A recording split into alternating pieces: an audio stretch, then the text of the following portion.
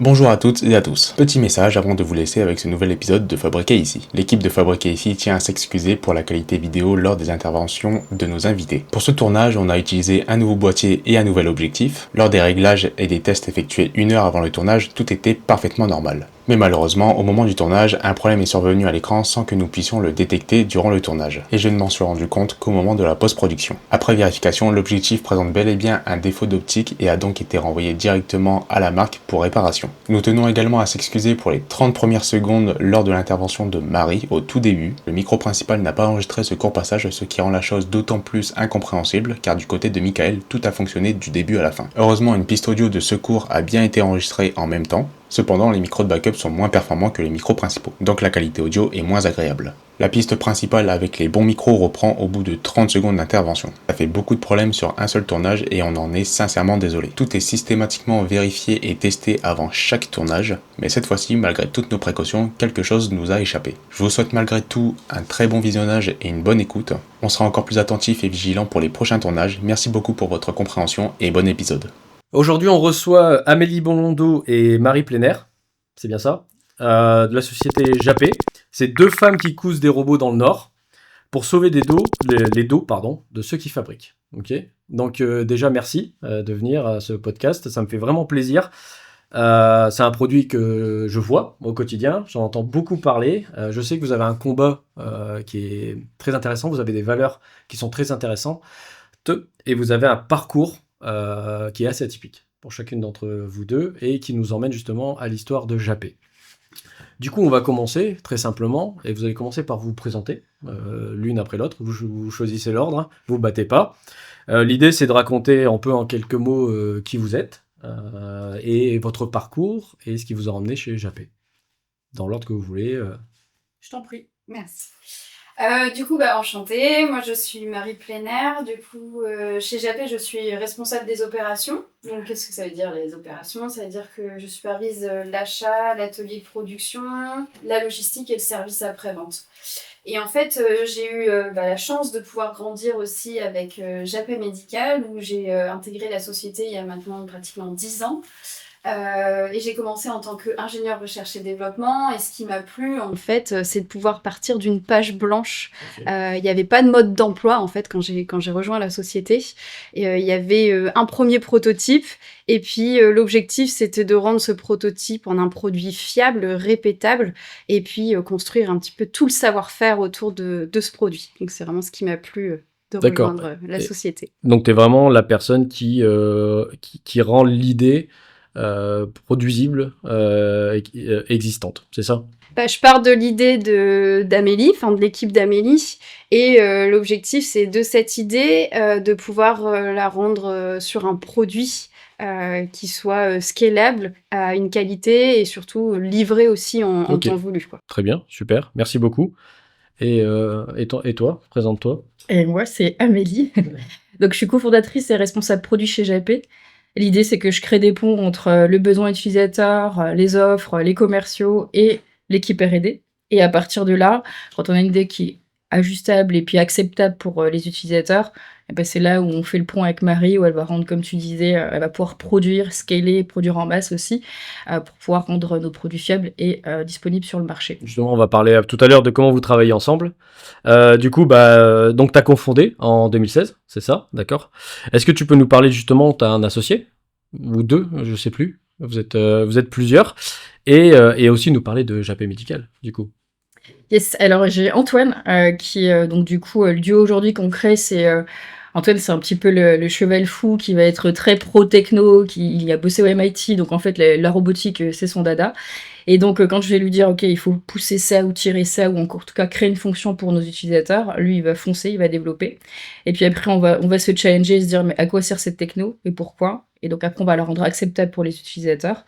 Et donc, c'est comme ça un petit peu qu'on fonctionne en duo. C'est pour ça que tu dis le cheval fou, c'est parce qu'il est très créatif, il peut partir un peu dans tous les sens. Toi, tu le recadres sur le business, ça soit réalisable, ou ça va, il y a une symbiose quand même, il part pas non plus dans tous les sens, venant du MIT, la robotique, enfin, moi je suis un peu dans le même esprit, c'est-à-dire j'aimerais tout faire, et je pense qu'il est un peu dans le même état d'esprit, non? Il a cette capacité à aller dans tous les sens, et donc du coup à aller chercher vraiment pousser les technologies, vraiment l'innovation. Et puis après, on recadre, que ce soit par les besoins utilisateurs, que ce soit par les fonctions, par les coûts, par la productivité. Donc, tout ça, ça permet de cadrer. Mais ça cadre en fait chacun d'entre nous dans l'équipe, quoi. Mais cette créativité, cette folie, elle fait partie de la boîte et c'est ce qui nous a amené d'ailleurs à créer une technologie aussi innovante. Ouais, et cette vision, la vision de la société, c'est Antoine qui la porte ou c'est vous tous? C'est nous tous, je pense qu'on est tous embarqués par cette vision finalement, c'est les valeurs de la boîte. Aujourd'hui, créer des solutions qui permettent d'améliorer les conditions de vie de l'homme dans un contexte qui soit au travail ou à la maison. Je pense que c'est ce qui nous fait nous lever tous les matins. En tout cas, moi, c'est ça. Et si tu devais expliquer aux personnes qui nous écoutent, Japé. Japé, c'est quoi? JAP, aujourd'hui, c'est si on devait définir notre savoir-faire unique, déjà, c'est la wearable medicine, donc c'est l'intégration de la robotique dans le textile. Et tout ça, finalement, c'est juste le moyen de créer des solutions pour les personnes qui sont impactées au quotidien. Aujourd'hui, notre solution, c'est le JAPW+, donc c'est par rapport au dos, c'est notre premier combat. Alors, c'était pour les lombalgies, c'est ça? C'est Non. ça, Ok. ouais. Très simplement, notre solution elle va venir soulager les personnes qui ont des maux de dos. Donc c'était notre première vision, entre guillemets. Ça s'adresse du coup à qui? Aujourd'hui, on considère c'est qui a des maux de dos? C'est tout le monde? C'est des professions? Vous avez ciblé des professions? C'est pour qui? Alors, malheureusement, c'est un peu tout le monde. Je pense que 3 personnes sur 5 ont ou vont avoir mal au dos. Donc ici, déjà, j'espère que t'as pas mal au dos. Non, ça va. Pas encore. Mais en tout cas, c'est tout le monde. Aujourd'hui, il y a des causes. Les causes sont différentes quand on a des maux de dos. Mais principalement, ça peut être pathologique. Et donc là, nous, on a notre première activité, on va dire, qui se penche vers les personnes qui ont des maux de dos. Et donc, c'est des lombalgies chroniques, etc. Donc là, on va venir soulager la douleur. Et de l'autre côté, c'est des personnes où on sait qu'il y a des activités sollicitantes, donc au travail, port de charge, etc., où on sait qu'on va user le dos. Et donc là, on va agir aussi en prévention pour pouvoir maintenir les capacités de l'humain au travail. C'est un produit médical ou c'est un confort? C'est un produit médical qui associe le confort du coup de l'usage. Aujourd'hui, c'est l'une des grandes différences qu'on a sur le marché, c'est qu'on est dispositif médical, donc ce qui fait qu'on a les preuves aussi scientifiques et cliniques de ce qu'on avance. C'est pas juste un accessoire. On n'est pas sur un gadget. Exactement. Ouais, parce qu'en fait, aujourd'hui, on peut voir plein de solutions. On parle d'exosquelettes, on parle d'appareils d'aide pour marcher, pour le dos, etc. Mais en fait, il y a beaucoup de gadgets, on est d'accord? Et donc, si on se dit qu'il faut une personne qui a travaillé au MIT, etc., pour avoir l'idée et concevoir, on sait qu'il y a quand même... Et puis, je pense qu'il y a eu des années quand même avant que le produit sorte. Ça s'est pas fait du jour au lendemain. Donc, on voit qu'on est loin du gadget. Carrément, quasiment 5 ans, que ce soit les développements de la techno ou l'obtention du marquage CE, tout ça c'est de la crédibilité qui apporte de la sécurité pour le client et la preuve aussi de l'impact. Donc entre l'idée et le début, vous avez mis 5 ans pour arriver à un produit industrialisable. Et c'est là que tu interviens, justement. Ouais. Et justement, c'est la question, c'est tu rejoins toi l'aventure en cours de route, plutôt, et tu dois déjà prendre ce qui a été fait. Il y a peut-être eu des mauvais réflexes ou des choses qui ont été faites, et tu dois rendre ça, comme tu l'as dit tout à l'heure, industrialisable, scalable. Raconte-nous un peu ce moment, en fait, où tu arrives, tu découvres, comment tu interviens dans tout ça. Alors moi, j'ai rejoint l'aventure une fois que l'équipe était partie en Chine. Ils rentraient de Chine, ils avaient fait 100 jours de prototypage intense. Donc ils étaient revenus avec un premier prototype. Et je me souviendrai toujours, ils ont posé le prototype sur la table à l'entretien et ils m'ont dit comment tu industrialises ça? Oh, j'aime beaucoup l'entretien. Amélie m'avait même posé la question, si tu as une machine qui peut industrialiser, ça serait quoi la machine? Cadeau. Ouais, j'avoue que la question là direct ça attaque. On est bien. Du coup, enfin moi, ce qui m'a plu en fait, c'était de partir de cette page blanche. Donc certes, il y avait un premier prototype, il y avait un premier jet fait en Asie, à Shenzhen, mais du coup, il n'y avait pas l'identification des matières, il n'y avait pas vraiment le process. C'était vraiment un premier jet, on va dire, et il fallait construire tout ça. Il y avait certes le produit, mais moi, ce qui m'animait, c'était d'aller construire tout le savoir-faire autour du produit. Et est-ce que je me dis, le produit, il arrive, il a été fait en Chine, d'une façon particulière. Tu le mets sur son bureau. Est-ce que toi, tout de suite, tu te dis, ça va pas être si simple que ça? Ou est-ce que tu te dis, parce que nous, on a des clients, des fois, ils nous disent, ça a été fait en Chine, ça va être simple à industrialiser. Est-ce que toi, quand t'es arrivé et t'as posé la question, tu t'es dit, ça va aller, ça va être facile?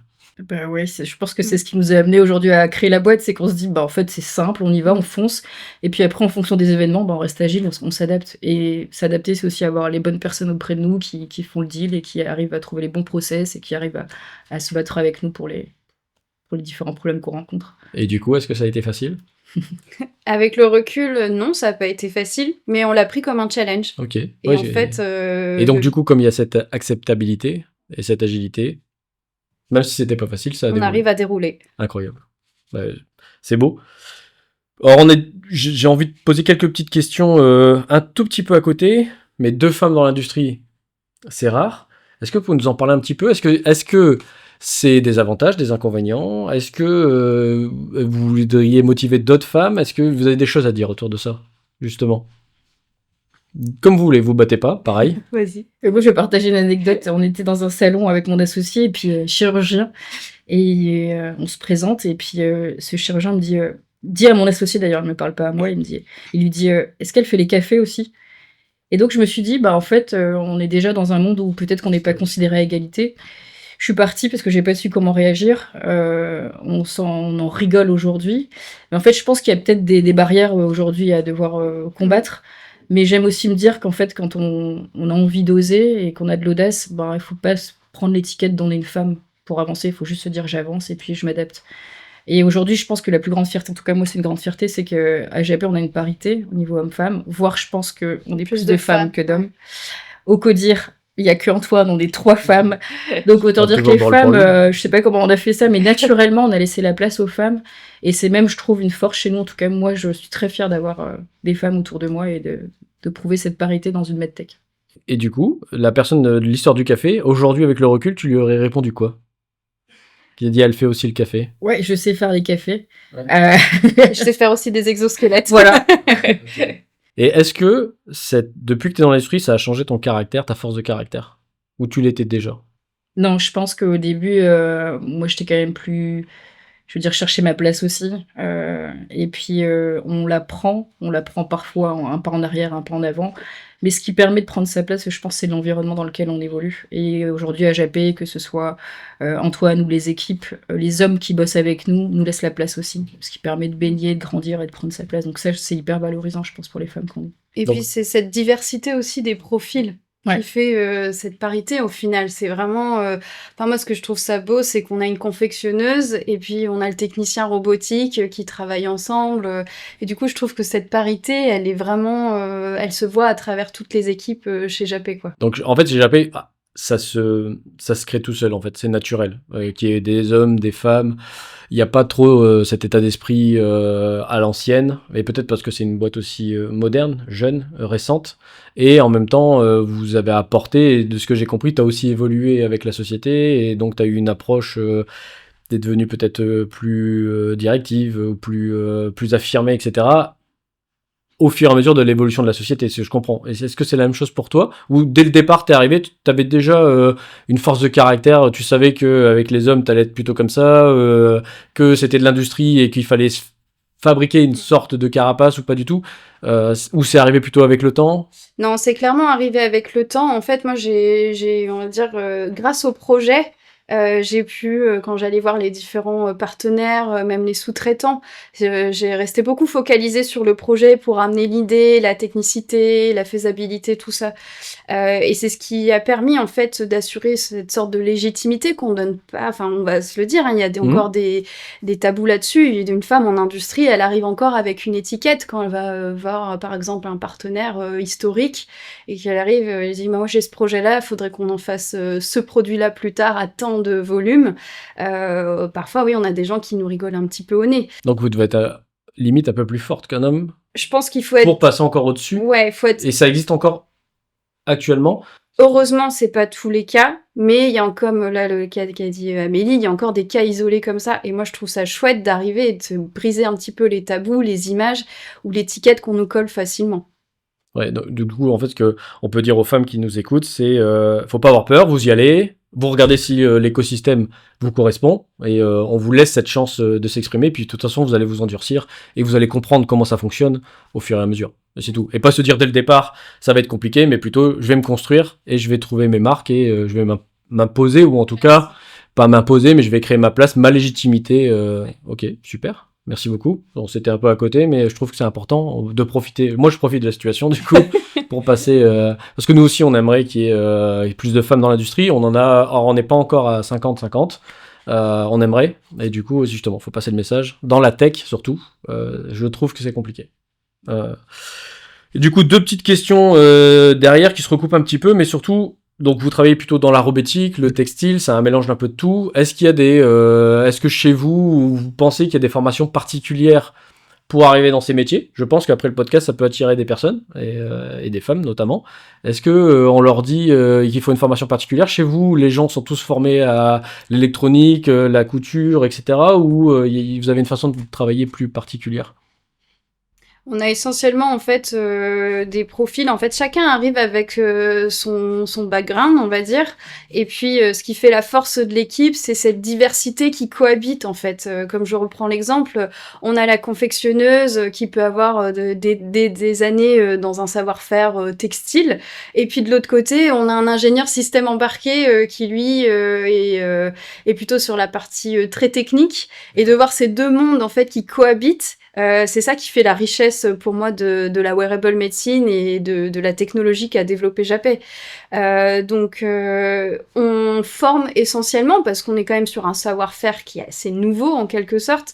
C'est assez rare qu'on voit dans un atelier un robot en train de se faire coudre. Exactement. Du coup, la richesse pour moi c'est ça clairement de Japet, c'est d'avoir construit en fait tout cet écosystème autour de ce savoir-faire wearable medicine. La personne qui fait une ou les personnes qui fait la couture chez vous, elle faisait de la couture de quoi avant?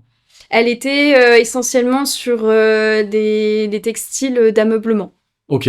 Donc rien à voir. Bah, elle mettait quand même du tissu autour d'un élément existant. C'est ça. Et en fait, c'est ce qu'elle fait aujourd'hui chez vous, c'est qu'elle va mettre du textile autour d'un moteur, d'un actuateur, d'un capteur. Une nappe de câble, ouais. C'est pas les mêmes enjeux. Non. C'est pas le même matériau, mais on sent qu'il y a quand même une base fondamentale qui est un petit peu commune. Et du coup, est-ce que ça a été facile de passer justement de la couture du meuble à la couture d'un robot? Alors là, pour la petite anecdote, moi je me souviens après le premier prototype, je suis allée chez un atelier de confection historique. Où dans ma caisse de prototypage, j'avais les premiers essais textiles, j'avais des nappes de câbles et des cartes électroniques. Et je me souviens de rentrer dans l'atelier et tout autour de moi, du coup il y avait la confectionneuse qui allait prototyper avec moi, et puis tout autour il y avait les autres confectionneuses et qui voyaient pour la première fois une carte électronique et qui se disaient mais qu'est-ce qu'on va faire? Elles avaient même peur de la toucher. En se disant on va la casser rien qu'en la touchant. Donc en fait c'était vraiment cette rencontre entre deux mondes qui parlaient pas le même langage. C'est unique. Et ça c'était vrai, c'était vraiment unique. Ça nous a valu beaucoup d'itérations parce qu'il y a eu forcément de la non-qualité en face où la confectionneuse quand elle cousait à travers une nappe de câble, ça pouvait plus fonctionner. Mais du coup je trouve que c'est ça qui était beau, c'était vraiment faire cohabiter deux mondes qui n'avaient rien à voir au début ensemble, le textile et la robotique. Il y a eu combien d'itérations justement au début pour réussir à mélanger les deux? En fait, il y a le modèle Dyson qui était un peu bâti là-dessus. C'était des itérations jusqu'à arriver à un modèle fonctionnel. En fait, c'est de l'empirique et c'est ce que vous avez fait. Forcément, c'est très manuel. Et du coup, une idée du nombre d'itérations pour arriver à un produit fini, pour vraiment que les gens nous écoutent, se disent waouh, en fait, ça arrive pas comme ça, quoi. Et là, je serais incapable de donner, je dirais, une trentaine. Facilement. Facilement, ouais. Et ce qui est sympa dans le cycle agile de l'évolution, c'est que c'est pas la dernière version non plus. On va continuer. Oui, bien sûr. Puis il y a des nouveaux qui arrivent et puis tous les jours on apprend. Et puis est-ce que les couturières, elles vous font des retours en disant ça serait plus simple? Est-ce qu'il y a vraiment cet échange qui remonte? Ouais, ça c'est chouette en fait. On a la remontée terrain côté utilisateur, mais aussi la remontée terrain côté production, on va dire. Et ça c'est chouette parce que encore hier, il y a une confectionneuse qui disait non, là typiquement la nappe de câble, on peut mettre cette gaine là pour la faire passer. Comme ça, moi ça m'évite au moment du bordage que je vienne la piquer. Et du coup c'est force de proposition et ça, c'est très itératif et c'est ça qui est hyper beau. Et c'est le gros enjeu justement que tout soit sur place. Finalement, c'est, comme vous l'expliquez, votre modèle un peu itératif, empirique, le fait de l'avoir sur place, vous avez les retours terrain, vous les acceptez, vous modifiez, ça remonte au produit, ça remonte jusqu'à la redesign du produit et refaire le process, etc. Et en fait, c'est une espèce de ce que je comprends, cercle vertueux d'évolution de produit pour arriver au summum du produit, c'est ça? Et ça, je pense que c'est permis grâce à la folle diversité de nos équipes. Tu vois, que ce soit sur le terrain, on a des ergonomes, des ingénieurs biomécaniques, on a une infirmière. En interne, on a une diversité aussi dans l'équipe R&D, tu vois, ingénieur système embarqué, prototypiste, mécanique, en prod. Et en fait, ce qui fait la force aussi à Japet, je pense que c'est l'expertise de chacun. Elle est un peu transverse. Tu vois, tout à l'heure, on parlait de la couture vers la robotique, Ouais. mais il y a aussi les ingénieurs qui savent coudre. Antoine sait coudre, Ok. en SAV, ils savent coudre. Et Ouais. donc, en fait, c'est aussi cette transversalité qui fait la richesse. Je pense que chacun comprend un peu les enjeux des autres et ce qui fait qu'on avance dans la même direction. C'est pour ça que ça marche. Mais du coup, Antoine, il savait pas coudre avant. Non. Il a appris la couture dans Japé, avec les couturières. Je trouve ça génial. C'est-à-dire qu'en fait, toi aussi, t'as appris à coudre. Oui, Tu savais déjà coudre. savais coudre. Bah, ou alors tu connaissais pas l'électronique, t'as appris un peu l'électronique ou les Oui, contraintes ouais, par électroniques. contre, oui. Là, c'est peut-être. Alors non, je sais pas si je peux dire ça, mais est-ce que c'est plus compliqué d'apprendre l'électronique que d'apprendre à coudre, ou c'est tellement différent que ça va dépendre des gens? Ah, moi, j'aime bien parce que j'aime bien voir chaque expertise comme une complexité, une force en soi, et juste tout est très différent. Dans la couture, il y a des trucs hyper complexes, dans l'ingénierie aussi, et moi, je vois tout comme des petits ronds, des petits carrés avec leur complexité, et puis il y Ok. a des solutions à tout, quoi. J'adore. Mais je mets tout au même niveau parce qu'en fait, chaque expertise est essentielle. C'est génial ce croisement de compétences, que tout le monde touche à tout, justement, c'est aussi une force, je pense. Et pour en revenir à fabriquer ici, je pense que c'est un de vos atouts, c'est justement cette transversalité et que tout soit sur place, finalement. Si c'était sous-traité, beaucoup plus difficile d'avoir, vous auriez des itérations, mais la cyclicité ou en tout cas le time to market, il serait largement augmenté, on est d'accord? Carrément. Ok. Et ça, vous en avez vraiment conscience, en fait, c'est que c'est une de vos forces.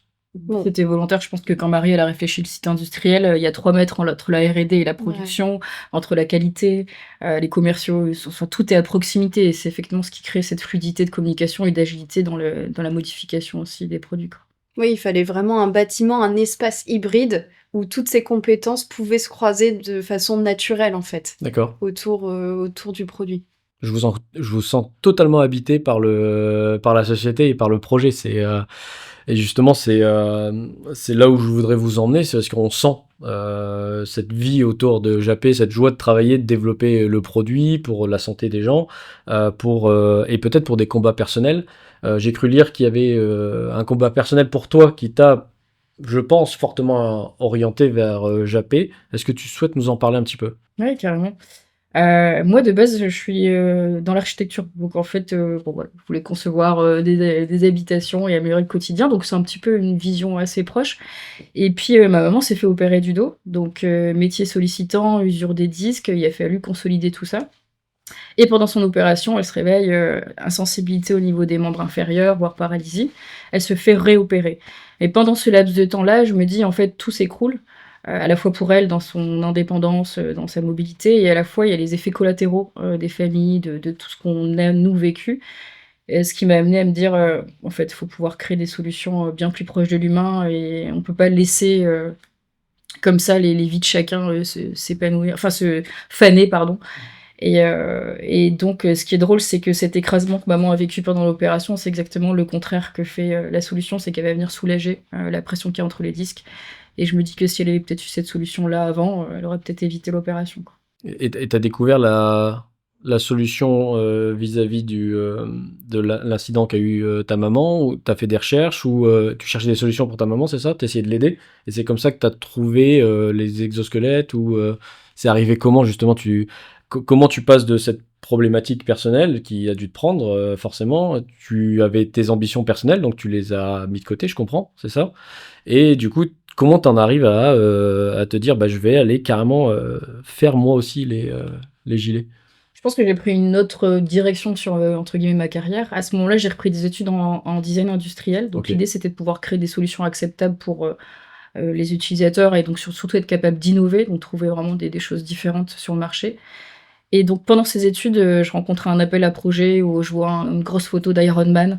Je me dis, ça a l'air cool. En tout cas, le problème, c'était la lombalgie. Donc je me dis, on a un problème commun. Je sais pas si la forme, c'est l'Iron Man, mais en tout cas, il y a une solution qui peut se dessiner. Donc c'est comme ça que je rejoins à mes associés et qu'on s'embarque après à Shenzhen pour accélérer le développement du produit. D'accord, génial. Alors, quand vous faites Iron Man, je veux l'essayer, hein.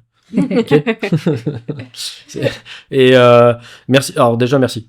Partage personnel, c'est jamais évident. Mais au moins, on comprend que souvent d'ailleurs, il y a des histoires personnelles derrière sur des gens qui ont autant, comment dire, l'amour de leur produit, de leur société. Et souvent, c'est très fort. Et donc, ce partage, il est important. Et aujourd'hui, question toute bête, mais maintenant que tu as changé complètement ta carrière par rapport à ce que tu voulais faire, tu regrettes? Ou c'est au contraire, tu te dis, opportunité, je veux dire que c'est une opportunité, c'était une difficulté pour ta maman, mais finalement c'était peut-être une opportunité de vie. Est-ce que tu l'as saisie et tu te dis, ouais, ok, c'est génial pour moi, l'autre voie finalement aurait été moins intéressante? Ça, je sais pas. En tout cas, je suis hyper reconnaissante aujourd'hui de la voie que j'ai prise. Et puis finalement, quand je réfléchis à l'architecture ou à la robotique, c'est des moyens. C'est des moyens de créer des choses pour l'humain. La finalité, c'est toujours l'humain. Donc j'ai l'impression d'avoir été quand même alignée avec ma vision de Avec tes base. C'est juste valeurs. que j'ai utilisé un autre moyen qui est la robotique aujourd'hui pour impacter l'humain.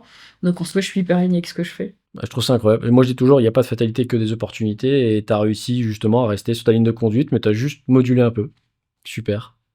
Et toi, du coup, pourquoi tu es aussi enthousiaste quand tu me parles de Japé, de ton aventure, ton expérience? Toi, tu es sur le terrain, justement, et comment ça t'a emmené de dire, ben, je veux travailler là-dedans, je veux faire ça? C'était une opportunité, finalement, c'est devenu une passion, c'était une passion, c'est devenu ton métier. Comment on arrive, justement, femme, terrain, produire des exosquelettes et être autant passionné?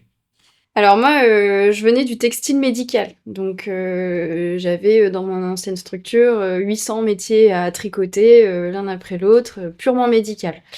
Et je suis arrivée chez Japé et ce que j'ai trouvé très intéressant en fait, c'est ce côté on prend en compte le retour utilisateur. Et c'est vraiment une donnée d'entrée dans le cahier des charges de conception. Moi, j'avais fait au tout début des prototypes, des premiers prototypes, j'avais fait des essais terrain, notamment avec des maréchaux ferrants. Donc là, pareil, encore deux mondes qui se rencontrent. Hein. On avait le maréchal ferrant, où c'est quand même un métier ancestral, artisanal, face à un exosquelette. Donc, je me souviens arriver avec l'exosquelette dans les mains, passer les box des chevaux et avec les différents maréchaux ferrants.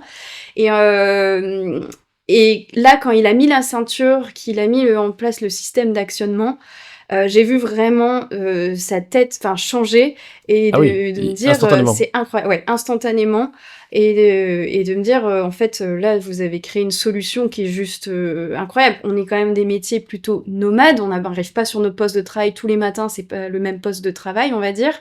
Il faut vraiment que ce soit une solution qui s'adapte à notre façon de travailler et c'est pas notre façon de travailler qui doit s'adapter à la solution.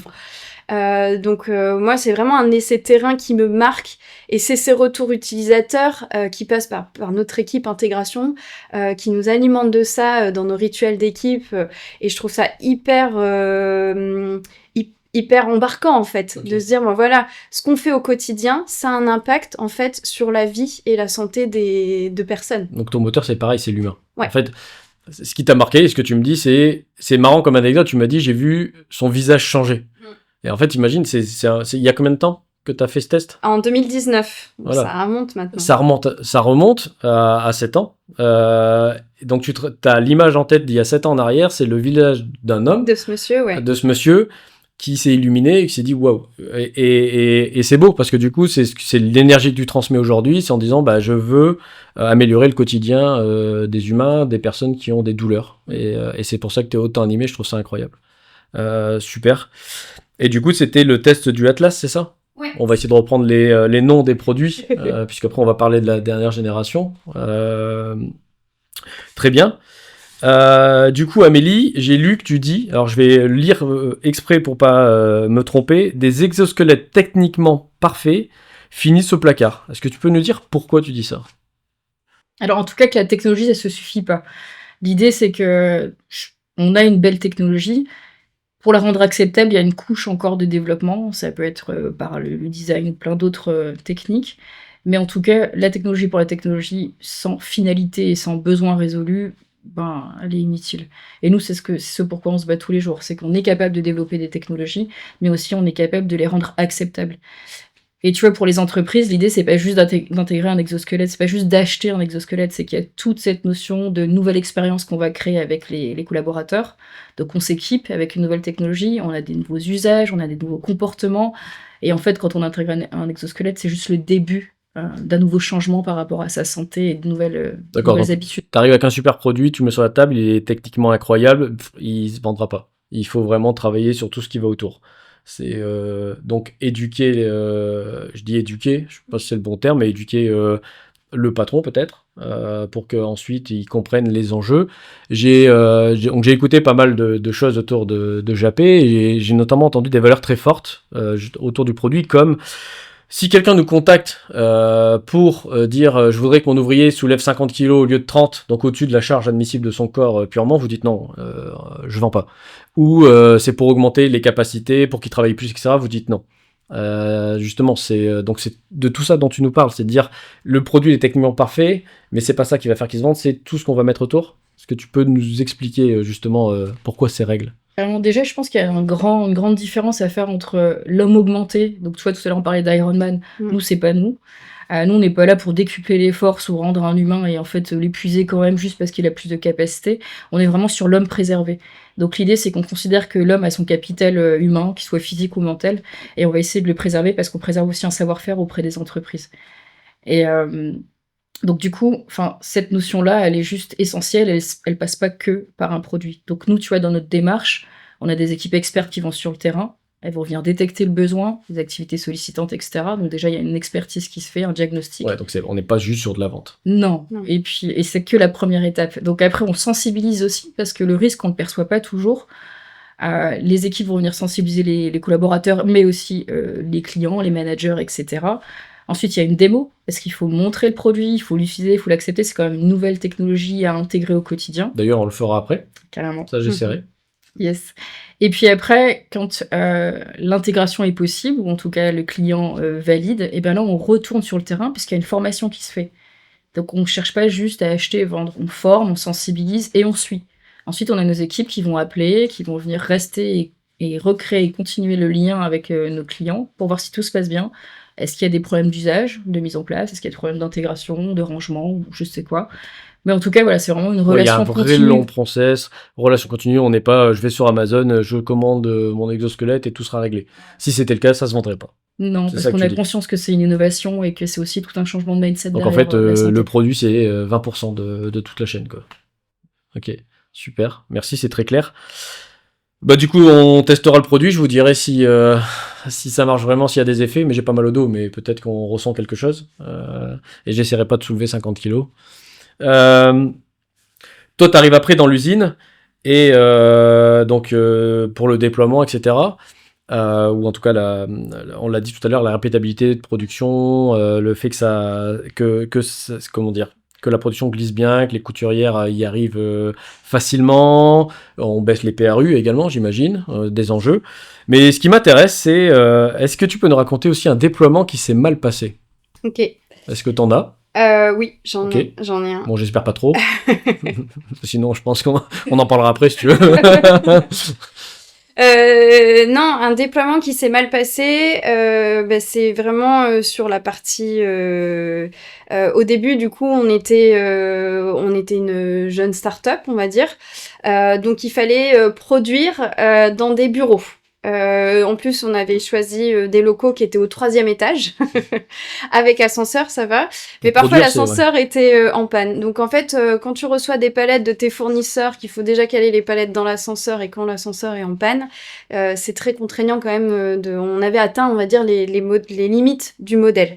Et puis un autre exemple aussi qui me vient en tête, c'est cette partie vraiment confection avec toute la robotique à l'intérieur de la confection. Ça, on a été face vraiment à beaucoup de non-qualité, des choses qui en prototype on le voyait pas forcément, même en pré-série. Et puis dès lors que ça atteignait un certain volume, on était face à de la non-qualité. Donc en fait, ce déploiement, ces débuts de lancement, on va dire, c'était quand même problématique. Il a fallu revenir à de la reformation, revenir parfois sur du design même du produit.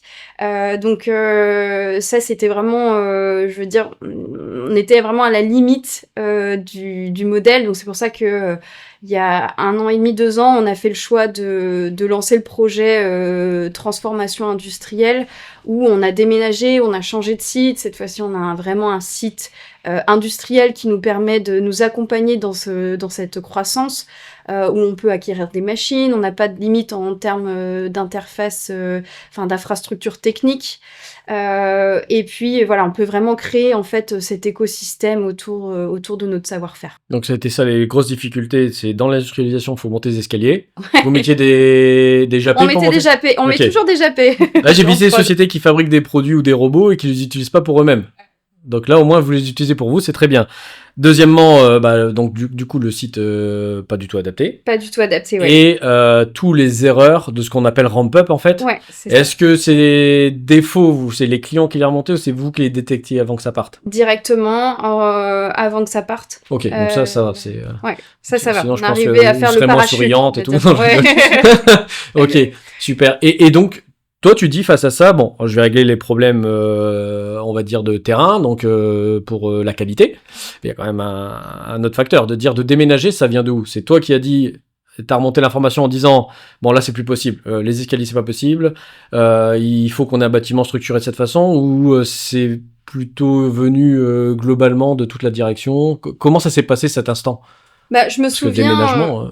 Oui, je me souviens d'un échange avec Antoine justement où il était là à ce moment-là quand on était, je reprends l'exemple de l'ascenseur, mais voilà, quand on voyait que c'était compliqué de devoir faire de la production au 3e étage. Et puis je me souviens d'un comité de direction où on s'est posé la question, on s'est dit bon bah est-ce qu'on continue? Là on a peut-être atteint les limites du bâtiment qu'on a là. Donc après, on était assez alignés et c'est un projet que j'ai porté, mais j'avais le soutien de la direction là-dessus. Donc t'as pas eu à les convaincre qu'il fallait déménager. À Parce un que moment, il fallait... c'est pas anecdotique. Quand Oui. même. À un moment, il y a eu quand même des codires où il fallait... Enfin, je me suis fait challenger, clairement. Okay. Quand je présentais des bâtiments, c'était... il fallait se faire... Enfin, c'était le but aussi du codir. Ah, t'as cherché aussi les bâtiments? Ouais. Ok, donc t'as vraiment géré tout le déménagement? Oui. Donc, tu l'as donné carte blanche. Deuxième cadeau. Pour mouvoir incroyable. Nous, on a déménagé 6 fois. Je connais, les enjeux sont terribles. Et bravo, parce que c'est un niveau de confiance qui est énorme. Honnêtement, de dire, vas-y, tu trouves le bâtiment, tu règles toutes les problématiques pour que la nouvelle ligne corresponde, pour que la qualité soit là et qu'il y ait la confiance. Et les équipes aussi. Je me suis retrouvée à des sessions CSE assez animées. Quand on disait éventuellement, on va déménager au nord de la métropole. Nous, on est à Los, qui est plutôt au sud. Quand, ne serait-ce, on disait on déménageait au nord de la métropole, c'était vraiment une contrainte des équipes aussi. Et du coup, ça s'est passé comment? Du coup, ça s'est passé qu'on a... Nous, notre force, c'est l'équipe. On reste sur l'humain. Et en fait, on a trouvé un bâtiment celui où on est le cas, sur lui où on est actuellement, hein, qui répond à nos critères. En fait, on a pondéré nos critères. On s'est dit, nous, on veut pas de contraintes au niveau des équipes. On veut ce bâtiment hybride et puis qui reste proche quand même aussi de nos utilisateurs, qu'on puisse mettre en place, continuer à avoir cette certification médicale. Donc c'est pour ça qu'on est toujours sur le bassin de Rasanté. Mais ça fait partie aussi de l'apprentissage du projet, hein, se retrouver face à un CSE qui est très ferme sur la mobilité des équipes. Ça fait partie aussi du... Pas de casse sociale? Non. Non, chapeau. Pas de casse sociale. Et aujourd'hui, après le déménagement, c'est mieux? Franchement, le retour que j'ai, c'est nettement mieux. Que ce soit des équipes bureaux ou des équipes activités, on va dire. Forcément, les équipes activités sont très contents de pouvoir travailler dans un environnement qui se prête à de l'activité industrielle. Oui, ça a été taillé pour. Ça a été, voilà, on l'a vraiment dessiné, hein, le bâtiment était brut, même la partie bureau, on l'avait redessiné, donc là, tes études d'architecte ont été recyclées. Comme quoi. Mais voilà, on a vraiment recréé, en fait, on avait, on va dire, les 4 murs, et on a recréé même l'espace bureau pour que tout le monde puisse adhérer au projet et trouve sa place dans ce nouvel environnement. Et donc, de ce que je ressens, t'as super bien vécu le déménagement. Ça a été un projet... Tu peux tout dire. Je sais ce que c'est, hein, c'est pour ça que je te... Ça a été clairement un projet qui était engageant, où il a fallu parfois être poussif, on va dire, hein. On va pas se mentir, il va falloir parfois même, que ce soit la direction ou même les équipes, il faut parfois aussi dire non, en fait là maintenant c'est comme ça. Mais en tout cas, c'est un projet qui a énormément été formateur. Enfin, là, on engage toute la responsabilité limite de l'entreprise tu l'as géré dans toi-même. un projet. Vous l'avez géré ensemble. Oui. Sans tierce société en plus. Donc c'est incroyable. Nous-mêmes, j'avais, bravo. ouais. Et du coup, toi, tu l'as vécu comment? Parce que là, on voit comment elle l'a vécu, mais à ton échelle, le déménagement, comment tu l'as vécu? Est-ce que ça a été vraiment anxiogène? Est-ce que tu t'es dit non, de toute façon, ça va être tellement mieux derrière que c'est tout. Comme tu l'as dit tout à l'heure, on va y aller step by step et puis ça va rouler. C'était quoi ta vision à cet instant de cette période qui est quand même charnière d'une société et on passe de bureaux qui sont à un étage sur un bâtiment fait sur mesure? Ben, moi, déjà, j'ai super bien vécu parce que c'est Marie qui a tout géré. Mais toi, t'as tout compris. Moi, je te vénère. Il va falloir que tu me coaches tout à l'heure. Non, mais blague à part, déjà, ça a été très très bien géré. Enfin, je félicite Marie encore. Tu vois, mine de rien, l'été, elle a dû le gérer avec. On est ISO 13485, ce qui fait C'est la qu'elle norme devait médicale, être c'est ça? prête. c'est ça. Voilà, elle devait être prête au prochain audit, Ouais. à avoir un site clean, tous les process en place, etc. Donc c'était déjà un très très beau challenge. Il y avait le creux des équipes d'été, il y avait la production à gérer, sans compter. Moi, je me souviens d'un moment où tu avais mappé la localisation de chacun des collaborateurs et Ah ouais. Ouais. les gars, est-ce qu'on fait un choix financier ou est-ce qu'on essaie de préserver le confort des équipes? Et tu vois, elle a choisi à chaque fois les bons KPI. Donc, pour moi, c'était de la crème. C'est pas qu'il n'y a pas eu de challenge, hein. C'est que les choix ont été bien faits, je pense, un peu avec de la sueur. Mais pour moi, ça a été super agréable. Et on savait aussi que le step d'après, c'est grandir. Mm. Donc, on sait que pour grandir, il y a un Ouais, peu d'inconfort, mais Il on fallait y va. passer par là. Voilà, Quelle étape transitoire? T'avais les bonnes remontées, les bons challenges, donc Mais pas une trop de fois stress. que toute l'équipe était alignée sur l'après, c'est là où j'ai, enfin, moi en tant que chef de projet à ce moment-là, j'ai vraiment compris que c'était vraiment un mouvement collectif. Quand tout le monde s'est dit, en fait, là c'est pour permettre la croissance de Japet, en fait tout le monde s'est engagé. Et ça a été En vraiment fait, ça serait la leçon de moteur. management, c'est dire, si vous expliquez bien où on va, Ouais, et ça on l'entend souvent, si vous expliquez bien là où on va, les équipes vont adhérer. ouais. Il faut vraiment expliquer la vision. Et en fait, je pense qu'il y a beaucoup de personnes qui ne le font pas. Beaucoup de managers qui disent faut faire ça, mais qui n'expliquent pas pourquoi et ce que ça va changer. Plus tard. Et donc, et sur un déménagement, je pense que c'est encore plus gros ce phénomène d'expliquer dans chaque détail et pour chaque personne et pour chaque service ce que ça va changer pour eux. Donc, chapeau. Parce que je sais qu'il y a eu l'inauguration, ça a été un succès, donc chapeau pour ça. Et justement, on parle de déménagement, déménager en France, mais quand on revient à la genèse, le produit, il a été fait de mes sources en 3 mois à Shenzhen, le prototype. Et ensuite, on voit qu'il y a eu plusieurs années pour l'industrialiser en France. Vous auriez pu rester en Chine, finalement, puisqu'ils avaient fait les protos. Et donc là, on vient à l'essence de fabriquer ici. Pourquoi, en fait, vous êtes dit, non, on va le faire en France. Et on va pas rester à Shenzhen. Et ça, je trouve ça assez incroyable, parce que là, pour le coup, tout a été fait vite à Shenzhen, et on se dit, non, c'est pas grave, on va continuer en France. Je pense qu'on s'est mis à des moments du développement là où il fallait. Shenzhen, c'était très très bien pour développer, pour accélérer le développement et puis être là auprès des acteurs tech qu'on avait besoin. On est rentré en France pour plusieurs raisons. On est incubateur à santé, donc tu vois, on est au cœur aussi du médical et c'est aussi avec des professionnels de santé qu'on a développé la solution. Mais la raison première, c'est d'être à proximité de nos utilisateurs. Enfin, il y a un moment, il faut être à proximité des usages. Il faut réagir, modifier, être capable de produire. Et c'est pour ça qu'on a relocalisé. Toute cette proximité, de toute façon, elle transpire aussi sur le site. Tu vois qu'on est encore à Eurasanté, à côté de nos utilisateurs, puisqu'on se déplace aussi, mais on a nos équipes qui sont toutes au même endroit. Donc cette proximité, c'est de l'agilité. C'est un coût, mais c'est un vrai choix qu'on fait par rapport à la valeur de la boîte. Du coup, je vais te challenger ce que tu me dis.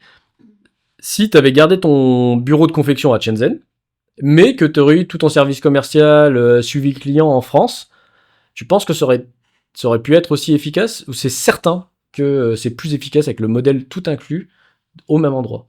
Est-ce qu'un modèle mixte, bâtard entre guillemets, aurait pu fonctionner?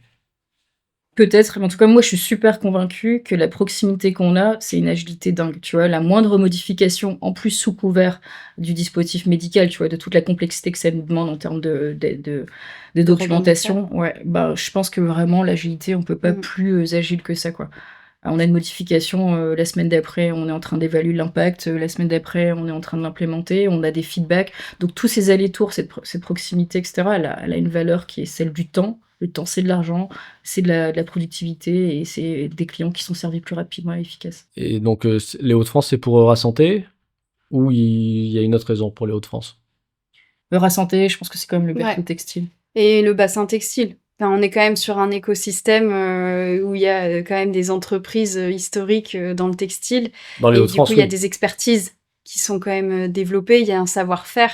Et puis, honnêtement, dans les Hauts-de-France, il y a tout cet écosystème. On peut injecter en plastique, on peut faire de l'électronique. En fait, on avait toutes ces expertises dont on a besoin pour nous, notre activité. Elles sont à proximité, donc on s'est dit autant faire jouer l'écosystème. Je reprends l'exemple d'Amélie, où elle dit on a besoin que nos utilisateurs soient proches de nous pour ce côté réactif. Bah, moi, je dis la même chose aussi auprès des fournisseurs, auprès de nos partenaires. Le matin, quand on détecte une non-conformité, bah, c'est cool que l'après-midi, on puisse être tous ensemble dans l'atelier et se dire, bah, tiens, d'où ça vient, comment on peut mettre ça en place, est-ce que du coup, il y a un process à changer côté fournisseur. Et moi, je trouve que cette réactivité qu'on a, cette agilité, c'est Tu une l'aurais mine pas d'or. eu si c'était resté en Chine. Je pense qu'on aurait eu on l'aurait peut-être eu, mais d'une manière différente, et qui aurait peut-être eu un impact soit sur la qualité, soit sur le time to market. Moi, j'adore Marie, des fois, nous dit vous inquiétez pas, je passe chez InnoDesign, je vais chercher les PCB moi-même, c'est juste à côté, j'arrive. Tu vois, ça en Chine, c'est pas possible. Ouais, ça c'est vrai. Ça, on le fait avec beaucoup de nos clients. Ils passent l'après-midi ou ils nous appellent le matin, ils ont une urgence. Je t'en parlais tout à l'heure, on a un client qui nous appelle, j'ai besoin d'une mass prod pour dans une semaine. Bah oui, moi on est à côté, ce qu'on va faire au pire, si on peut pas sortir votre mass pros pour la fin de la semaine, on vous livre à la même cadence que vous faites la couture. Et dans ce cas-là, tout le monde y gagne. Ça, c'est clairement, on n'aurait pas pu le faire avec l'Asie. Après, il y a d'autres façons de travailler, etc. Et du coup, je challenge encore ce que tu viens de me dire, tu avais identifié dès le départ tout le vivier écosystème qui correspondait à ce que tu avais besoin. Ouais, ça a été un exercice, putain, c'est incroyable. En fait, tu avais déjà prévu, je veux tout ça, c'est à côté, on va chercher, on va identifier, on va qualifier. Bah, si tu veux, quand ils sont revenus de Shenzhen... Elle n'a pas son CV. Elle n'est pas disponible. Quand ils sont revenus de Shenzhen, par exemple, je reprends l'histoire de l'injection plastique, les moules avaient été dessinés chez l'injecteur en Chine. Alors moi, du coup, je me suis retrouvée à la production, donc il fallait que je puisse travailler avec un injecteur qui était en Chine, avec ses contraintes de moule. Et puis, certes, c'est attrayant sur le côté prix d'achat. Si on prend que le prix d'achat, il n'y a pas de souci, c'est très attrayant. Par contre, faut mettre en face toutes les frais annexes. Il y a la logistique, il y a les frais de douane. En plus, avec ce qui se passe actuellement, les frais de douane, les produits qui viennent de Chine, c'est quand même très contraignant.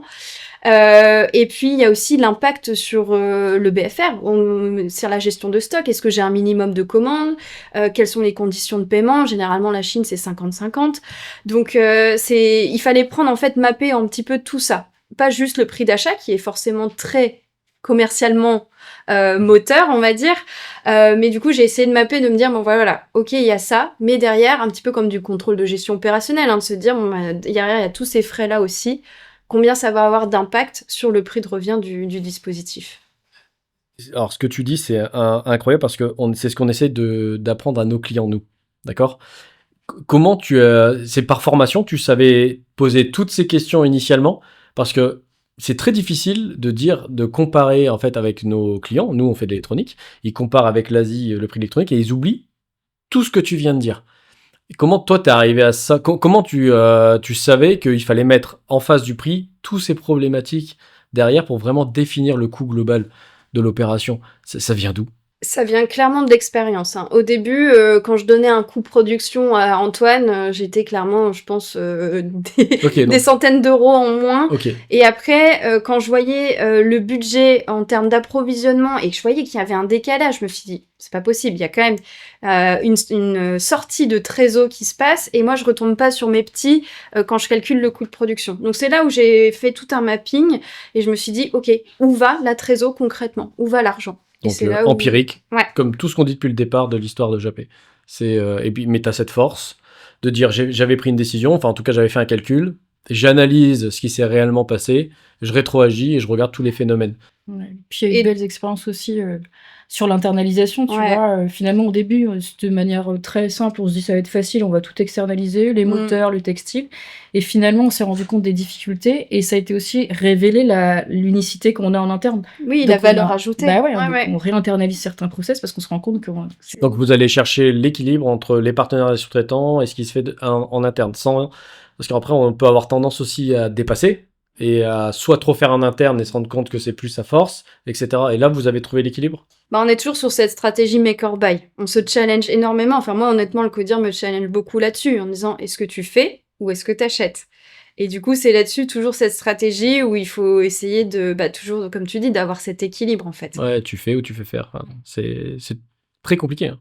très très compliqué de trouver le bon. On a toujours tendance à se dire, bon, quand on le fait en interne, on va plus vite, on économise, donc on va continuer. Et puis à un moment donné, il y a l'accident. On se dit, j'ai été trop loin. Est-ce que vous l'avez eu, ce moment où j'ai été trop loin? Je pense qu'on l'a eu sur la partie textile, essentiellement, ouais. Là, on était sur des produits purement textiles, on va dire, et on a eu les volumes en face, et on s'est dit, en fait, notre valeur ajoutée, c'est la wearable médecine. Donc clairement, la partie seulement structure textile, c'est peut-être quelque chose qu'on peut confier à un partenaire. Donc, on revient un petit peu en arrière, on avance, on revient un peu en arrière, etc. Super. Alors, je le dis, on a éclaté le chrono. Et t'as 2 femmes. Gros stéréotype. Non, je vais pas rentrer dans ce débat, mais je vais perdre. Mais du coup, on avait quelques questions, mais on a les réponses. Hein. Donc, 95% des fournisseurs de Japé sont français. Oui. Et du coup, on a compris pourquoi. On a eu tous les arguments. On va quand même en parler, puisque vous avez exposé 3 jours à l'Elysée et vous êtes lauréat fabriqué en France. Vous pouvez nous en dire plus? Pourquoi vous avez exposé à l'Elysée? C'est quand même beau. Et comment vous avez fait pour être lauréat du Fabriqué en France? Parce que du coup, la chaîne s'est fabriquée ici et vous êtes lauréat de Fabriqué en France, ça colle bien. Expliquez-nous. Je pense que c'est une énorme vitrine qu'on a eu la chance d'avoir par rapport à finalement ce qu'on fait et ce pourquoi tous les jours, par exemple Marie, elle fait ses choix sur que ce soit les appros, l'internalisation, etc. Donc c'est une manière aussi de valoriser notre produit qui est fabriqué. Et honnêtement, on n'a pas à être timide sur les étapes qu'on fait. C'est pas juste l'étiquette bleu, blanc, rouge qu'on fait à la fin. 95% français. Que ce pas soit fait les en composants, France. ouais, ou vraiment toutes les étapes aussi. Enfin, de toute façon, quand tu viens chez nous, tu vas voir, hein, il y a toutes les étapes où tu peux suivre le produit. Il y a J'ai rien pas qui encore est- vu votre nouveau site. Ouais. Faut venir. Attends. Mais voilà, grosse exposition et valorisation de ce qu'on fait finalement au réel tous les jours, quoi. Donc c'était normal. Ça rentrait dans les critères d'exposer. Et... Normal, en tout cas, on répondait aux critères et nous, on l'a pas fait pour être exposé. On le fait parce que ça fait partie de notre ADN et du Et quotidien. est-ce que cette visibilité, ça vous a été utile? Moi, j'ai eu mon petit selfie avec Macron, donc j'étais contente. C'est gagné. Non, il y a une image qui est très puissante où on voit Emmanuel Macron Ouais. qui regarde comme ça, on voit quand même qu'il se dit mais qu'est-ce que c'est? Mais surtout, les TMS, c'est un vrai sujet. On l'a dit tout à l'heure, 3 personnes sur 5, etc. Donc, voilà, forcément, ça intéresse. Je vais passer tout de suite à moi une question qui m'intéresse énormément. J'aime bien. C'est est-ce que vous pouvez nous raconter une histoire de celle qui vous a le plus marqué depuis que vous êtes chez Japé? Hormis que tu as vu quelqu'un qui était extrêmement soulagé par son métier, est-ce que vous avez toutes les deux des anecdotes? Un moment, n'importe lequel. Hein. On a eu une personne qui nous a raconté dans un ancien podcast qu'il a trouvé une pièce d'or dans son pot à crayon. Ça peut être n'importe quoi. Ce qui vous vient à l'esprit quand vous pensez Japé. Ouais, j'aimerais te dire qu'on a trouvé des pièces d'or, mais moi je pense que c'était les tout premiers tests. On était avec Mélissa, on a été dans les hôpitaux auprès des patients. Et là, il y a quelqu'un avec qui on fait essayer le produit et on l'a pas encore allumé. Et il nous dit oh, et il a la larme à l'œil et je me dis mince, on l'a pas encore allumé. Et donc je lui dis bah attendez. Et donc en fait tu te rends compte que tu es déjà capable de générer de l'espoir. Et l'espoir honnêtement c'est déjà énorme dans les moments où voilà, tu es en train déjà d'essayer de réapprendre à vivre et à te mobiliser. Donc c'était de savoir créer de l'espoir, mais c'était pas de l'espoir inutile, c'était que derrière il y avait une solution. Donc quand on l'a allumé, là il s'est dit ah ouais, incroyable. Et donc ce combiné on crée de l'espoir et en plus il y a une solution concrète et on crée de l'impact. Enfin, moi je pense que c'est ce qui m'a drivé tout le long du process. Ouais, t'as eu un moment émotionnel très fort, en fait. T'as dit, là je fais quelque chose, j'imagine la situation, je me dis, là je fais quelque chose d'utile, Mais oui. d'important, qui est au-delà de la finance, qui est au-delà de tout ce qu'on veut, c'est... je vois l'émotion chez quelqu'un, je suis en train de lui faire du bien, ça va aller mieux pour lui, même avant de l'allumer, je trouve ça incroyable. Il y a même ce côté, comme on dit, placebo presque. Il le met, déjà il sait que ça va aller mieux, il s'allume, et là ça devait être incroyable. Tu vas créer un truc. Et honnêtement, on en a plein d'exemples. On a Gaëtan qui a fait du co-développement, on lui a offert un produit, elle nous a envoyé des photos en train de faire de la randonnée. Montagne, ouais. Enfin, tu dis en fait. De la randonnée avec. Ouais. Ah ouais, non. Tu dis Il y a juste même que Anthony qui avait fait une course à pied avec. Ouais, qui va au musée, au parc d'attractions avec ses filles. Donc en fait, c'est juste qu'on réoffre, entre guillemets, des moments de vie où en fait, à la base, ils étaient peut-être plus capables de le faire. Et ça, franchement, c'est une valeur inestimable. Tu vois, si on parle de valeur, c'est inestimable. Ah oui, ça je comprends. La Donc santé, c'est vraiment le moteur, et c'est le moment qui t'a marqué. Et toi? Moi, le moment qui m'a marqué, je dirais, c'est la partie transformation industrielle. Quand je vois naturellement maintenant une confectionneuse qui vient d'une industrie artisanale textile et un technicien robotique qui maintenant travaille naturellement, pour moi, c'est une grande fierté. Ouais, je le ressens. J'allais te le dire, on sent la fierté. Donc c'est ce qui qui te marque le plus et t'as réussi à faire ça. Ouais. Ok. Merci pour ce partage. Du coup, on va arriver juste aux questions de fabriquer ici, qui sont un peu plus classiques de l'émission. D'accord? On en a rajouté une petite nouvelle, mais c'est les questions bateau. Mais on aime bien y répondre parce qu'on dit toujours que fabriquer en France, c'est trop cher, c'est trop compliqué, c'est pas rentable. Vous répondez quoi, vous, face à ça? Moi, je répondrais de regarder le coût global. Vraiment, tout la partie, c'est quoi l'impact concrètement d'aller d'externaliser, on va dire. Et voilà, je pense que j'irais regarder vraiment l'intégralité de vos coûts et ce que ça va représenter d'aller plutôt à l'export. Donc tu dis, regardez pas le prix, regardez le coût Ouais. global entre la rapidité, entre les La problématiques. localité, les stocks, la gestion de stocks, tout ça, vraiment regarder tout cet écosystème et là, comparer par rapport à faire ici. C'est empirique. Ouais. Et toi, tu dis quoi face à ça? Ça, plus ajouter les lignes de tout ce qui est peut-être un peu plus difficile à mesurer, mais c'est l'agilité, la réactivité, les problèmes d'enjeux de la géopolitique, etc. Donc en fait, il y a un moment où on se paye aussi le confort et la réactivité face à nos problèmes, quoi. Donc, je pense que c'est, comme tu dis, une vision vraiment globale qu'il faut avoir sur les solutions. Et ça, c'est pas un mindset qui est un peu nouveau, ce côté agilité, rapidité. Est-ce que c'est pas des nouveaux enjeux d'aujourd'hui de dire il faut aller vite sur le terrain, il faut aller vite, ta solution elle doit aller vite sur le marché, etc. Est-ce que c'est parce qu'à une époque, au début, moi je faisais de l'électronique, on avait 1 an, 2 ans pour développer un produit. Aujourd'hui, c'est quelques mois, quelques semaines. Ça, c'est des nouveaux enjeux. Et donc, avec le fait de produire à l'étranger, est-ce qu'on arrive à être à coller à cet enjeu? Nous, j'ai pas l'impression que c'est nouveau, on a grandi comme Ouais. ça. Ouais, c'est dans Voilà, moi, je le sens, c'est dans l'ADN de la voilà, société. ça fait partie. Oui, on a un côté développement à la semaine, quoi. En fait, Ouais. on peut le lundi se croiser en réunion et le vendredi, voilà, faudrait qu'on se croise avec un premier jet d'essais, de prototypes, tout ça. Donc on est quand même très très agile. Chez Japé, je pense que ça fait notre force et maintenant c'est dans notre ADN, hein, ce côté très répétitif, empirique. Donc moi je dirais que maintenant ouais, ça fait partie du jeu. Et encore plus dans le contexte géopolitique Ouais. dans lequel Ah bah, on là, baigne. actuellement, Là, il n'y a ouais. plus le choix et donc Ouais, c'est ça. on est entraîné, quoi. Et justement, donc là, on vient de dire c'est possible, on peut produire en France, la majorité des acteurs français, etc. Ça, c'est le monde, il est beau, mais dans la réalité. Et je veux vraiment qu'on parle de concret, de vrai. Est-ce qu'il y a des difficultés quand même à travailler avec la France, ou en France, avec des partenaires français? Est-ce qu'il y a des pièges à éviter? Est-ce que vous avez des conseils à donner? Il y a clairement des difficultés où nous, on s'inscrivait dans un nouveau marché. On s'inscrit quand même dans un nouveau marché, un produit innovant, enfin une technicité. Et c'était dur d'aller... en fait, il fallait créer, on va dire, d'un côté, j'avais le textile, la mécanique, la robotique. Et en fait, ce qui est quand même 3 mondes qui parlent pas du tout la même langue.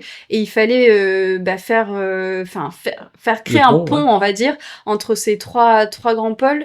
Et ça, c'était pas évident parce qu'il y avait ce côté un petit peu... fallait casser un petit peu les codes aussi, qui est un peu très français aussi, hein, de se dire, bah non, moi j'ai mon savoir-faire, je sais faire, on va pas m'apprendre. Et du coup, c'était pas évident en fait de créer les ponts face à des industriels qui sont là depuis des décennies, qui ont leur renommée, leur expertise, et il fallait essayer de Et puis jongler surtout, avec ça. vous qui arrivez avec ce mode empirique, Voilà. rapide, itératif, avec des industriels français. Qui en méthode de développement, qui peut-être d'une autre dynamique. Et donc, c'est ton conseil face à ça, justement, pour éviter ce piège, ou en tout cas pour réussir à en faire en sorte que ce pont soit le plus solide, le plus fonctionnel possible. T'as un conseil à nous donner? Moi, j'irais de mieux traduire le plus possible et de comprendre surtout les enjeux de chacun. parce que s'il y a de la réticence, c'est clairement qu'il y a des enjeux derrière.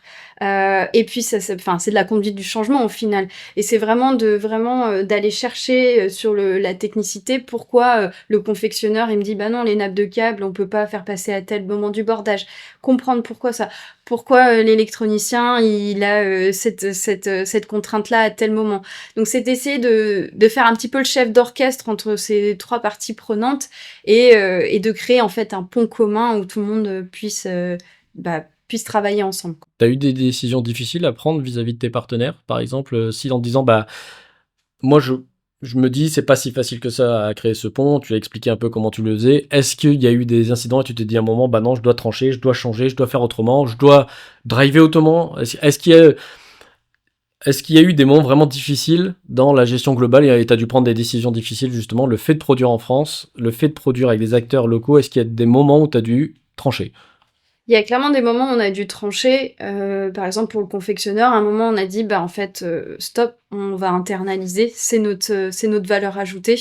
On internalise. Il y avait trop de non-qualité, il y avait il y avait encore trop de sujets là-dessus. Et à partir du moment où on a internalisé, qu'on a formé les équipes, là, on s'est dit, bah oui, bingo, parce que ça déroule, parce qu'on sait faire, c'est notre savoir-faire, c'est notre valeur ajoutée. Donc, et en fait, on a recentré en fait les expertises de chacun. Maintenant, le confectionneur, il fait purement le textile. L'électronicien fait la carte électronique, la mécanique va faire l'injection plastique, et en fait c'était ça, c'était pas essayer de faire rentrer des triangles dans des carrés, c'était vraiment de se dire bon bah voilà, c'est quoi l'expertise de chacun, et on ressente l'expertise. Ok, donc tu t'es dit là ça va pas, c'est pas grave, on internalise et on revoit comme ça. Donc ouais, t'as pris une décision, t'as arrêté avec le partenaire et t'as travaillé d'une façon différente, et ça déroule aujourd'hui. Super, merci. Et toi, ta vision justement parce que l'aspect moins terrain du coup, le fait de travailler avec des partenaires locaux, des partenaires français, quelles sont les difficultés que tu as pu rencontrer et, est-ce qu'il y a eu des choses particulières dans cette aventure? Ouais, carrément. Je pense que déjà au début, quand tu démarres, t'es pas assez grand pour être intéressant. Donc déjà, les MOQ, t'arrives pas à les tenir parce qu'en fait, t'as pas besoin de beaucoup de quantité, donc t'es jamais vraiment la priorité d'une boîte.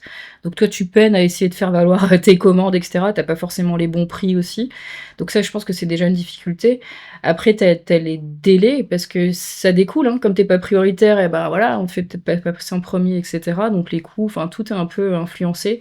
Mais l'avantage, c'est qu'on se rend compte qu'avec des acteurs comme vous, par exemple, qui considèrent et qui ont... Enfin, je pense qu'on a des valeurs en commun, ce qui fait qu'on a beau être plus grand qu'avant, mais pas encore énorme, on rentre dans un partenariat, on connaît chacun nos complexités, on sait très bien que demain on peut vous appeler, et puis voilà, on reste agile, mais je veux dire, à partenaire agile, on se comprend. Et ouais, donc non, c'est ça aussi. Donc du coup, tu dois l'identifier. Ouais. C'est-à-dire que dès le départ, il faut que le partenaire comprenne, et ce que tu disais, justement, les enjeux. Et du coup, tu es obligé aussi, comme avec les salariés, d'expliquer ta vision à ton partenaire. Ouais. Et en fait, c'est peut-être ça le conseil à donner, c'est de dire, au lieu de dire, bah, il faut travailler avec nous et donner vos prix, non, c'est voilà, nous on est là, on veut aller là-bas, et on a besoin d'un partenaire qui nous accompagne de maintenant jusqu'à là-bas. C'est ça le conseil. Ouais, puis j'aime dire qu'on s'est cassé les dents aussi avant de trouver le bon partenaire. Hein. C'était pas... Je pense que c'est inéductable et c'est comme ça qu'on grandit. On apprend à marcher en tombant. Donc c'est juste que là, pour le coup, il faut essayer de tomber vite, se relever vite. C'est ça. Alors une question toujours un petit peu particulière. Demain, il y a un investisseur qui arrive ou n'importe et il vous dit bon, moi aujourd'hui, vos produits, je peux les produire pour 3 fois moins cher, ou en tout cas vous allez générer 3 fois plus de marge à l'étranger. Vous lui répondez quoi à lui? L'avantage, c'est que c'est pas demain, mais c'était hier, et c'était pas un investisseur, mais on nous a posé la question pourquoi. On s'est posé la question, parce qu'à un moment, c'est pas resté tête baissée sur nos choix, on a remis en question nos choix, et on s'est dit, bah, pourquoi pas. Et puis en fait, quand cette personne, elle pose la question, je pense qu'elle n'est pas encore rentrée dans notre façon de bosser.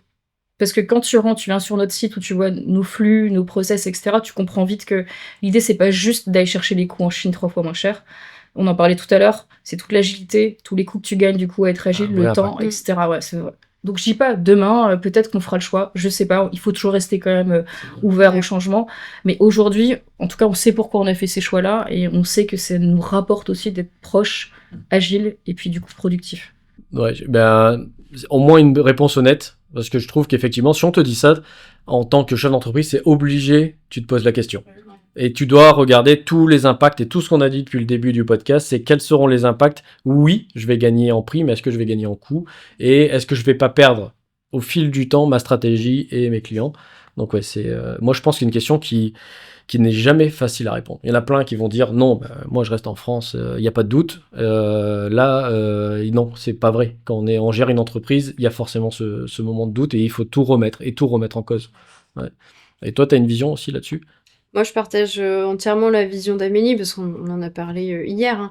Mais vraiment, c'est ce côté, pas se fermer la porte et toujours trouver le bon équilibre entre je fais ou je fais faire, et je fais faire où au grand export.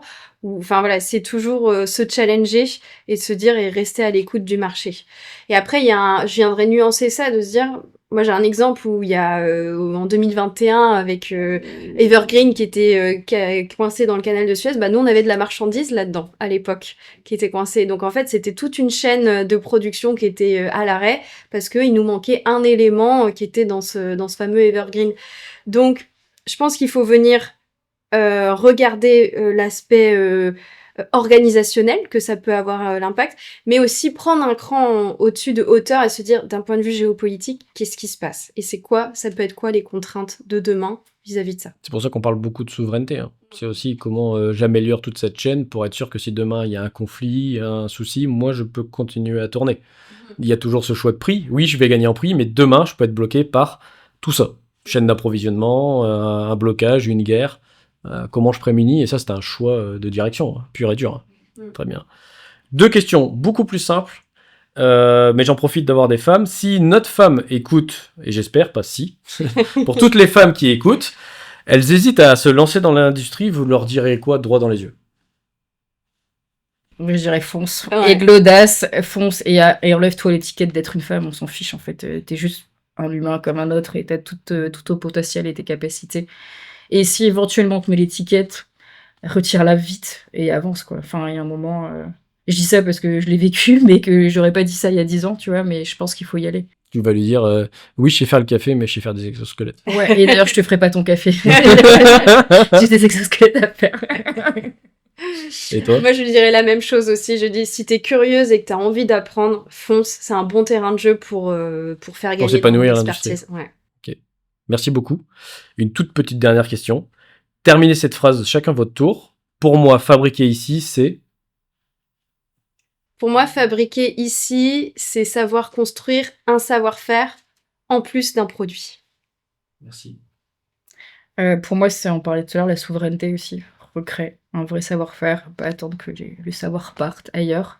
Et c'est aussi être au plus proche et être capable de créer vraiment tout un poumon qui vit autour des différentes diversités et transversalité de l'équipe. Très clair. Merci beaucoup.